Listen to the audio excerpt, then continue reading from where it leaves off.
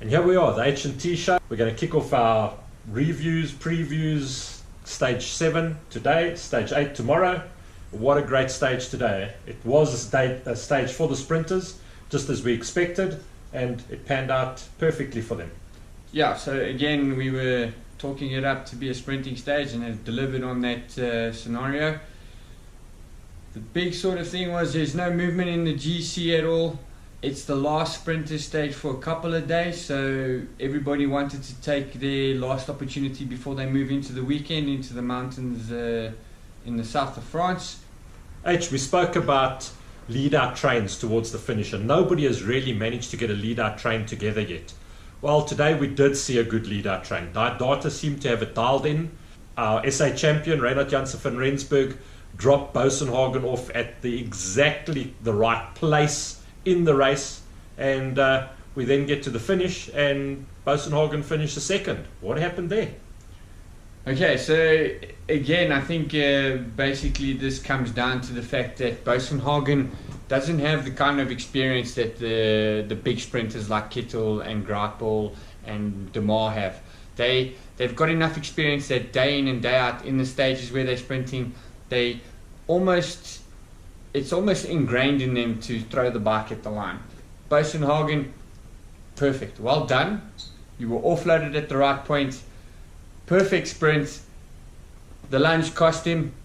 It's another learning curve. I think he's going to be lying awake in bed tonight, rerunning that sprint over in his mind over and over again. There was another small error that he did when he did start the sprint.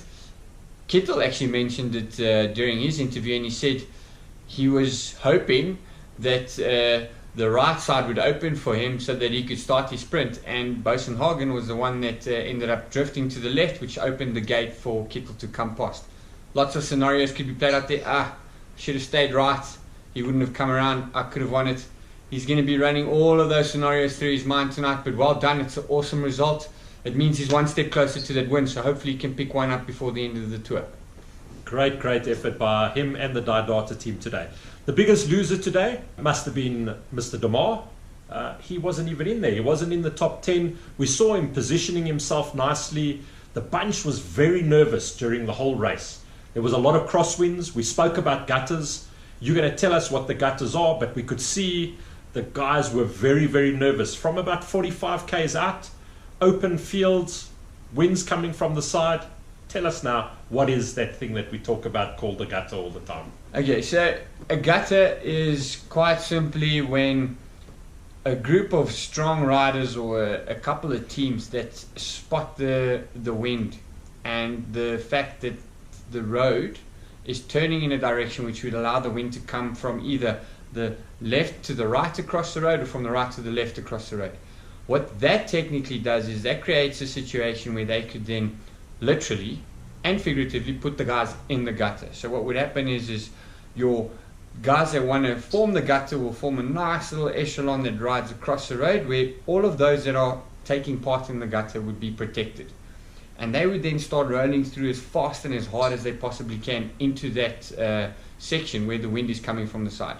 What then would happen is all the other riders would then clamor and fight and ride as hard as they can to try and either get into the pace line, because that's where you want to be. That's the safest place. It's the easiest place to be, even though they're doing 50 k's an hour.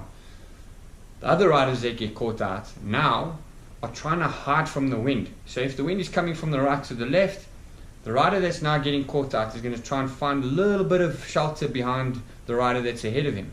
However, the road ends at some point, and if you happen to be the rider that is now 4th, 5th, 6th, 7th, 8th, 9th, 10th down the line when it's already on the left shoulder of the road, you find yourself in the gutter. The result of that is that you no longer have a perfect amount of slipstream, and you can't just sort of hang on. You have to now literally on your own steam try and stay there.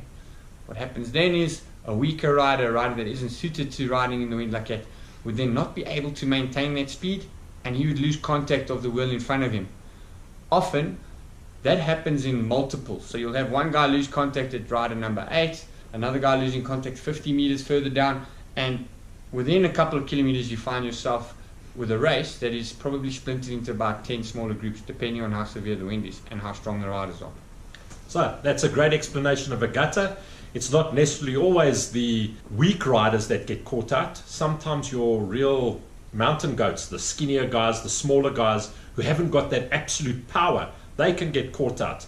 A guy can lose concentration coming towards the end of the race, 45 k's to go. They've been racing hard. Fatigue can set in. The guy's a little bit tired, and that split second that he doesn't pay attention can cause that break to happen in the group as well.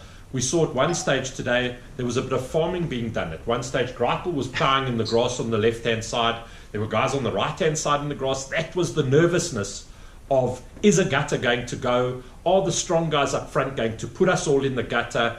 The GC guys at the end of the day were more than happy for it not to go into a gutter. GC remains the same, no change to GC. We can have a look at that green jersey a little bit closer again because of the stage today being a sprinter stage. Kittel has now taken the green jersey. De Maar is chasing him, not very many points behind him. And then Bling Matthews. Bling Matthews lying third in that competition at the moment.